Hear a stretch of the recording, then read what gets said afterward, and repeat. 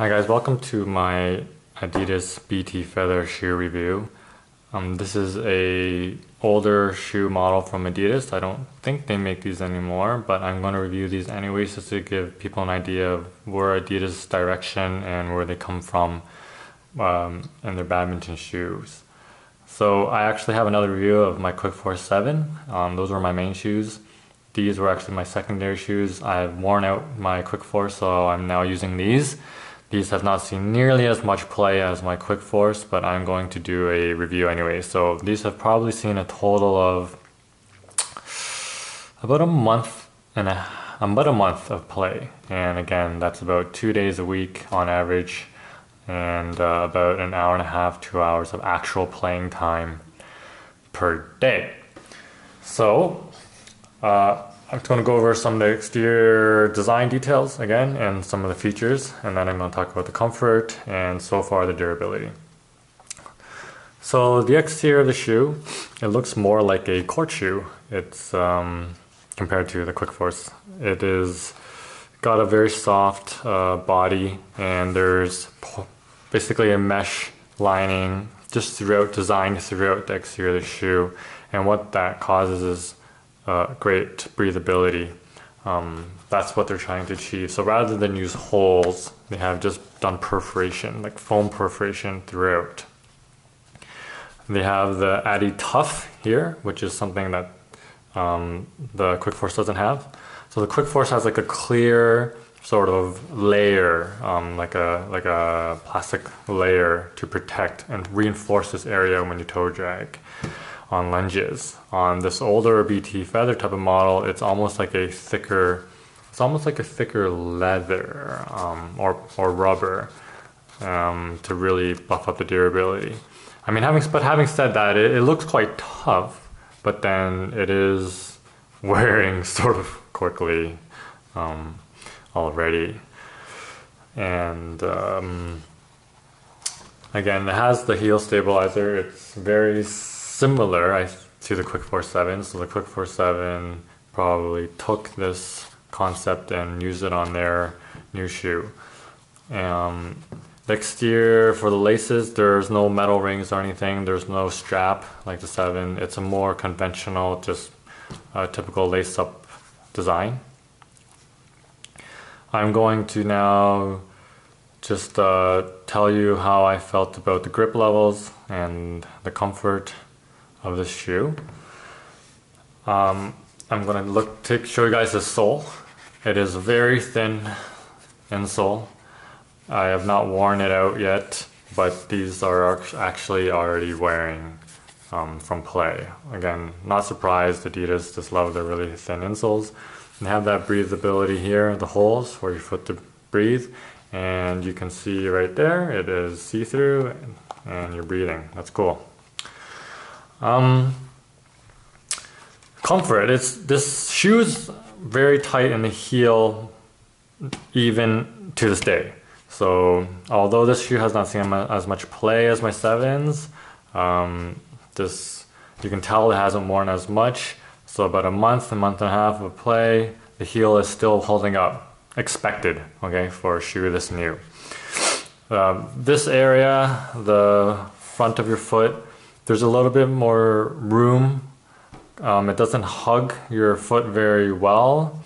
I don't particularly have wide feet either, so if you have a normal foot, this actually might be too big. Your foot might move around. It feels very airy. Now the good thing is that actually enables your foot to breathe quite a bit. These actually breathe better than the Quick Force 7s that succeeded it. I'm not surprised because they use a lot of mesh here, but there's less sort of hugging of your foot here, but it seems like the heel is holding up a little bit better. I'm not too sure why. So overall, they're quite comfortable around here, quite supportive, quite confidence inspiring, but then up here it feels airy. I don't know if that's just because I have a large shoe, size 12, and they figured that with the size 12 they're going to really enlarge the front of the shoe, or that is the same across all their sizes. It's nice they do have this extra hard band here for protection, but I'm not too sure if that really does anything because we don't really do this on the court. I'd rather have just seen that actually on the inside. They got some Adidas lettering there, which is nice. I'm going to go to the bottom now. This is sort of what a court shoe is I'd expect to see looks like. It's got it's not a gel, but it's not really rubber either. It seems like a mix. And this shoe actually, even as new it is now, and you can see the grip, the tread has not really worn much at all. And it's unfortunate because this does not grip on badminton court mats very well at all. I was actually shocked how poorly these grip. I'm sliding all over the place, laterally and front to back. So that's probably why they went with a totally new sole design and they threw this one away into the bin because this does not grip at all on a badminton mat. However, I also play now at gym courts, part of another group, and this does grip gym court adequately as well. It's better than the badminton courts because those can sort of dust up, get dirty. Gym court might have a little bit more grip, I guess, naturally if they're cleaned, and this seems to grip that a little bit better. But again, I have slid a bit on the gym court, but not nearly as much as when I play at the club. I can't say too much about the durability, but again, I'm going to show the right shoe because I'm right-footed, right strong, and again, even the sole is still held up quite well. Again, we should expect that for a shoe that is this new. You shouldn't see too much wear from a shoe that's only seen about a month and a half of play. That is about twice a week of play on average. So I know this shoe, they don't really sell it anymore, but that gives you an idea of Adidas, where they're coming from with their shoe, with their badminton shoe. They have retained their heels, the same heel stabilizer design, I think right up to this day. They're still using it. I really hope they have improved it. I do want it. I want Adidas to succeed in the badminton market, at least for shoes, because there's a lot of people actually just want to get away from the Yonex because everybody and their mother are using Yonex shoes at the club.